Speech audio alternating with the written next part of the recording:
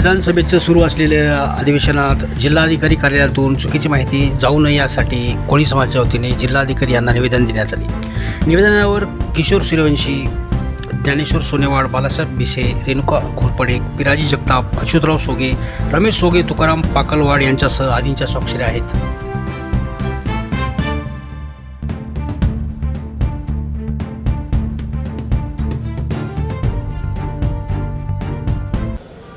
गेल्या 50 वर्षापासून कोळी महादेव, कोळी मल्हार, कोळी ढोर या जमातीवर अन्याय होत आहे। आतापर्यंत ही समस्या आमच्या सुटलेल्या नाहीत। या ठिकाणी परभणी जिल्ह्यामध्ये अन्नत्याग आंदोलन केलं, त्याच्यानंतर नागपूर अधिवेशनावर धरणे आंदोलन केलं, त्या ठिकाणीही आमचं आंदोलन चिरडल्या गेलं आणि त्याच्यानंतर मुंबईला आझाद मैदानावर मागच्या 23 तारखेला आम्ही त्या ठिकाणी आंदोलन केलं आणि आता त्या ठिकाणी लक्षवेधी लागलेली आहे आणि या लक्षवेधीच्या निमित्ताने या ठिकाणी आमची माहिती कलेक्टरांना साहेबांना मागवलेली आहे शासनाकडून आणि ती माहिती योग्य प्रमाणामध्ये आणि जी सत्य आहे तीच त्यांच्यापर्यंत पोहोचवावी यासाठी आम्ही आमचे पुरावे त्या ठिकाणी सादर केलेले आहेत आणि निश्चित रूपाने कलेक्टर साहेब आमचा प्रश्न योग्य रीतीने समजून घेऊन त्या ठिकाणी प्रश्न मांडतील आणि आमच्या समस्या सुटतील एवढी अपेक्षा आहे। त्या अपेक्षेने आम्ही या ठिकाणी आज निवेदन दिलेलं आहे।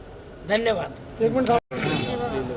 मी रेणुका मारुती घोरपडे, आमचे दत्ताभाऊ सुरवशी यांच्या नेतृत्वाखाली आमचा मोर्चा आझाद मैदानावर आता 23 फेब्रुवारीला झालेला आहे आणि त्याची तत्काळ मंत्रालयामध्ये पण चर्चा चालू आहे। काही कामगारांनी आमचा मुद्दा मांडलेला आहे आणि त्या मुद्द्यावर मला वाटते ठामपणाने सरकारने काहीतरी ठाम निर्णय द्यावा, कारण आमच्यावर खरंच अन्याय होत आहे। आमचे मुलं बाळांवर खरंच अन्याय होत आहे। सगळे डॉक्युमेंट असताना पण समिती आमच्या व्हॅलिडिटीपासून आम्हाला वंचित ठेवत आहे।